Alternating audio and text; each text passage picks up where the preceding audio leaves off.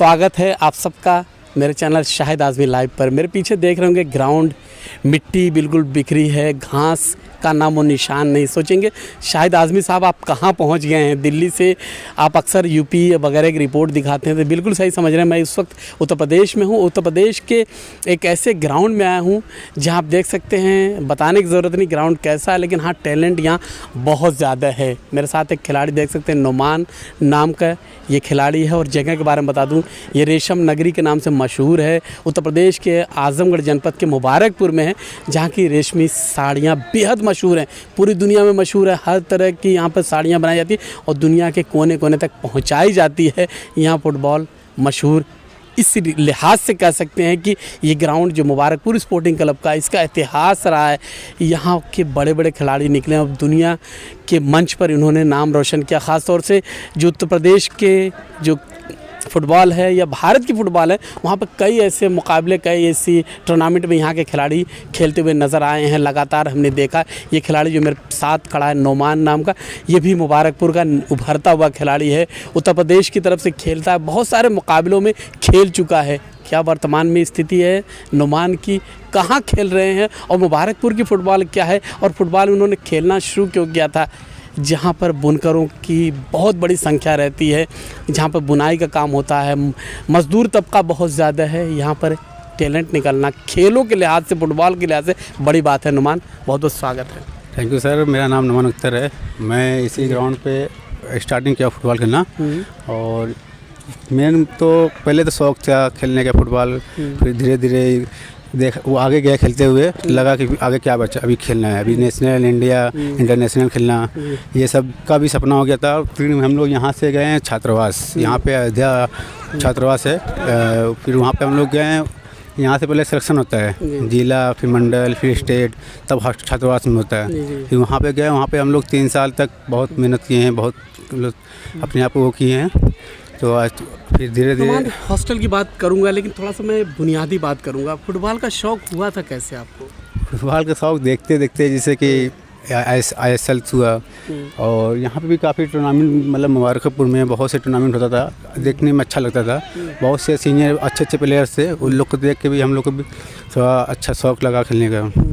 यहाँ पर देखा जाता है ज़्यादातर लोग, जहाँ मैं पिछली बार बात की थी मुबारकपुर के फुटबॉलरों से, ज़्यादातर खिलाड़ी वो थे जो बुनाई करते, कुछ बच्चे पढ़ाई करते, बुनाई करते, उसके बाद फुटबॉल खेलते हैं।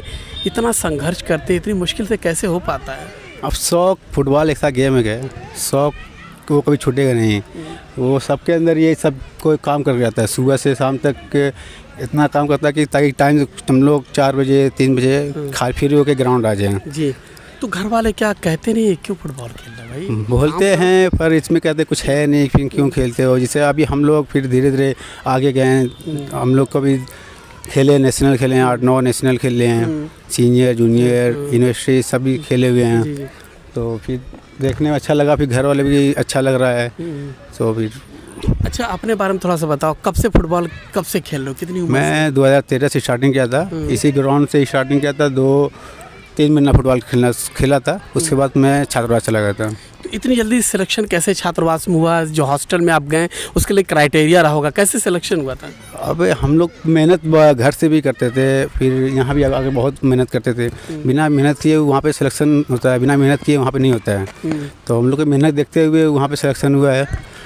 स्पोर्ट्स हॉस्टल में जाना, वहाँ की लाइफ के बारे में बताएं, वहाँ कैसे रहते हैं, किस तरह से फुटबॉल खेलते हैं, कितना वक्त ट्रेनिंग में देते हैं, थोड़ा स्पोर्ट्स हॉस्टल लाइफ के बारे में बताएं। वहाँ पे तो स्पोर्ट हॉस्टल लाइफ ही अलग है। वहाँ पे अगर फुटबॉल खेलना हो या किसी गेम में खेलना, सभी गेम का हॉस्टल रहता है। तो जैसे कि हम लोग फुटबॉल खेलते हैं, वहाँ पे टाइमिंग रहता है 4 बजे, 4:30 बजे उठना, 9 बजे तक प्रैक्टिस करना, फिर आना, नाश्ता करना, पढ़ाई के साथ साथ पढ़ाई भी करते हैं हम लोग। पढ़ाई भी करते हैं 12 बजे तक, 1 बजे तक पढ़ाई करते हैं। फिर आएँगे वहाँ पे खाना खाएँगे, फिर 3 बजे 4 बजे ग्राउंड चले जाते हैं। अंधेरा होते होते प्रैक्टिस करते रहते हैं। ये ऐसे हम लोग तो, मैं तो 3 साल 4 साल तक कम से कम 4 टाइम 5 टाइम प्रैक्टिस किए हैं वहाँ पे रह गए। सब आज मैं इस पोजीशन पे हूँ। जी, हॉस्टल में आप जाते हैं, वहाँ पर जाहिर सी बात रूल्स रेगुलेशन बहुत सख्त होंगे। तो अगर जिनको पता नहीं स्पोर्ट्स हॉस्टल के बारे में, वो सोच रहे हैं कि मेरा भी सिलेक्शन हो जाए, मैं भी वहाँ जाऊँ, अपना कैरियर फुटबॉल में बनाऊँ, तो क्या कर सकता है? नहीं, पहले तो हॉस्टल में तो सबसे पहले डिसिप्लिन सिखाया जाता है। डिसिप्लिन जिसके अंदर रहेगा वो खिलाड़ी अच्छा रहेगा। पहले मेन वहाँ पे डिसिप्लिन सिखाया जाता है, फिर उसके बाद खेलना कोशिश रहते हैं वहाँ पे। बाकी सब सभी सुविधा भी मिलती है वहाँ पे, डाइट से लेके रहना खाना पीना ग्राउंड सब सुविधा वहाँ मिलती है जी। अब जब हॉस्टल में सिलेक्शन हुआ उसके बाद क्या आपने सोचा कैरियर इसमें बनाना है, कितना लगा कि आप आगे बढ़ सकते हैं? नहीं, वो हॉस्टल जाने के बाद ऑटोमेटिक दिख जाता है कि मेरे किस लेवल का मैं हूँ, कितना खेलूँगा, क्या कर सकता हूँ। मेरा सपना था इंडिया खेलने का, और खेल नहीं पाया कि चोट लगने के कारण। मेरा एंकल में फ्रैक्चर हो गया था, सिलेक्शन हुआ था सीनियर टीम में, इसके वजह से मैं नहीं खेल पाया। तो सपना मेरा था इंडिया खेलने का। तो अभी भी आप तो बहुत कुछ होगा नुमान, कर लो। नहीं, अभी भी तो हो ही रहा है जी, खेल रहे हैं। अभी तो प्रेजेंट टाइम पुलिस में अभी वैकेंसी आई थी स्पोर्ट से, तो उसमें अभी जॉब लगी है। अभी 20 या 24 तारीख बता रहे हैं ज्वाइनिंग करना है, सब कुछ क्लियर हो गया है बस। ये बहुत बड़ी बात है। अगर आपको स्पोर्ट्स कोटे से रोज़गार मिल जाए, रोज़गार की तरफ मैं लौटना चाहता था, लेकिन चूँकि आपने जिक्र कर दिया है, स्पोर्ट्स में अगर रोज़गार मिल जाए तो बच्चे का कह सकते हैं कैरियर बन जाता, फिर उसका और मन लगता खेलने के लिए, क्योंकि उसकी जो लाइफ कह सकते हैं सिक्योर हो जाती है। एक तरीके से फैमिली का कोई दबाव नहीं रह जाता।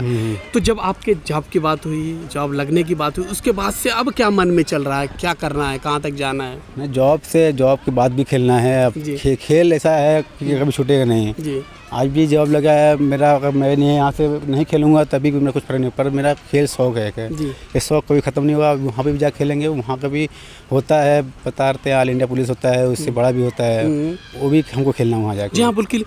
आपको बताना चाहूँगा पुलिस गेम्स होते हैं, न सिर्फ ऑल इंडिया बल्कि अंतर्राष्ट्रीय स्तर पर दुनिया के लेवल पे बड़े बड़े पुलिस गेम्स भी होते हैं। मैंने भी कई गेम्स कवर किए हैं पुलिस गेम्स के, उसकी तरफ लौटूंगा, लेकिन थोड़ा सा अपनी ज़मीन की तरफ आपको बात करूँगा, मुबारकपुर की तरफ बात करूँगा। जो एक खिलाड़ी खेलते हैं, पीछे हम देख रहे हैं बच्चे फुटबॉल खेल रहे हैं, उनको जब आप उनके साथ खेलते हैं कुछ सवाल करते होंगे, यार हमारा कैरियर कैसे बनेगा, हम फुटबॉल खेलना चाहते हैं, क्या सवाल करते हैं आपसे?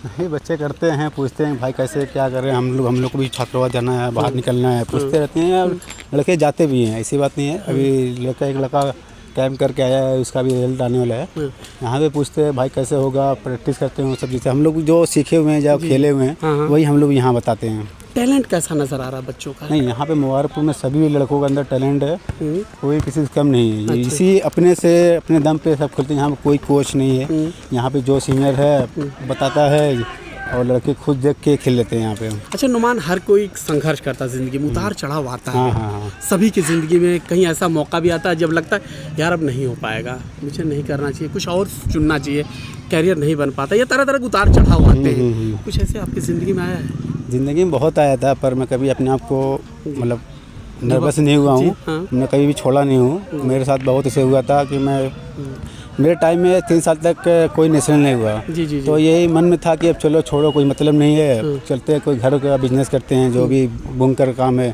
करेंगे। पर मैं कभी हार नहीं माना हूँ, लास्ट टाइम तक कभी सब कुछ खेला हूँ, मतलब छोड़ा नहीं हूँ मैं। आप इस जब फुटबॉल नहीं खेलते थे उसके पहले क्या करते थे, और थोड़ा सा फैमिली बैकग्राउंड के बारे में बताएं, किस तरह की परेशानियां आती थी उससे पहले, ताकि लोगों को पता लगे कि कैसे मुश्किल से इंसान उठता और यहाँ तक पहुँचता। क्योंकि अगर स्पोर्ट्स कोटे से जॉब मिलना, मुबारकपुर जैसी जगह से फुटबॉल खेल के निकल रहे हैं, ये बहुत बड़ी बात है।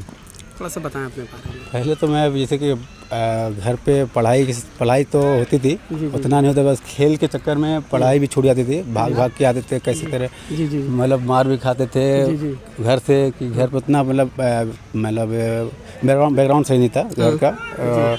इसके कारण सोचते काम कर रहे यहाँ पे मेन बुनकर का काम है, बुनाई का काम होता है यहाँ पे। तो यही चाहते कि इसमें कुछ है नहीं तो खेलो, और हम लोग भाग के आते थे ग्राउंड से। अभी कुछ बच्चे इसमें भी हैं, अभी काम कितना छोड़ के या जल्दी काम करके आते हैं, वैसे हम भी टाइम से जब 3-4 बज जाए, 4 बजे तक काम करते थे हम, उसके बाद ग्राउंड भाग जाते थे। सारा कोई जो भी काम होता था, मैं तो सुबह 6 बजे उठ जाता था काम करने के लिए, खेलने के लिए। मतलब कि मुझे खेलना है तो काम जल्दी करना है, सुबह 6 बजे से काम निपटाऊंगा तो जल्दी मुझे काम खत्म होगा और मैं फुटबॉल खेलने आऊँगा। ये कैसे हो पाता था? फिर आके यहाँ भी मेहनत, क्योंकि स्टेमिना चाहिए। घर पे ही स्टेमिना बहुत सारी, क्योंकि आपको बता दूं बनारसी साड़ी का जो काम है, बुनाई का जो काम, वहाँ भी पावर की, ताकत की ज़रूरत होती है। पावर बचता था फुटबॉल खेलने के लिए सब कुछ के बाद? होता था।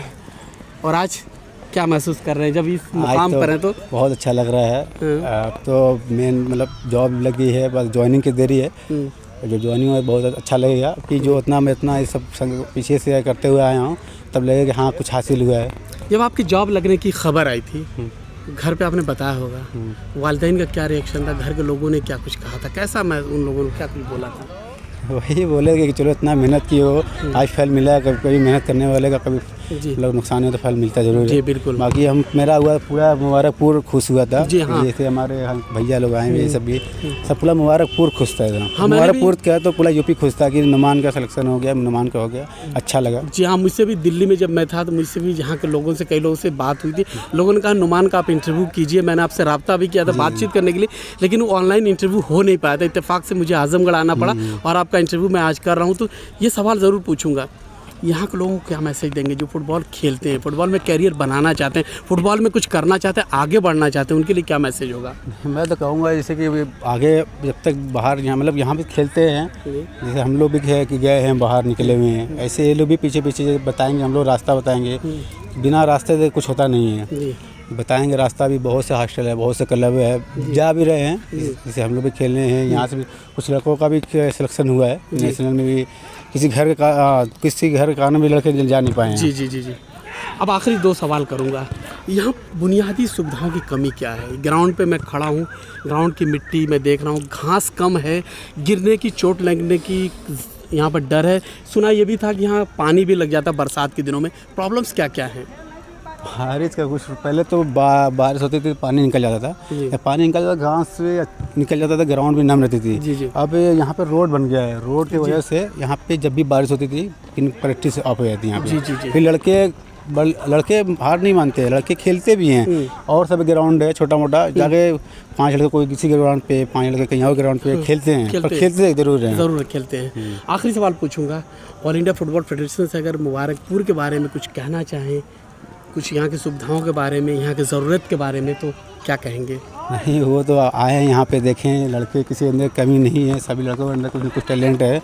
देखें और ग्राउंड पे भी किस स्थिति में लड़के रह के भी प्रैक्टिस कर रहे हैं। जी बिल्कुल। दोस्तों अभी आप मुबारकपुर में मैं हूँ, आजमगढ़ ज़िले के यानी पूर्वांचल के मुबारकपुर में हूँ, दिल्ली से 800 किलोमीटर दूर।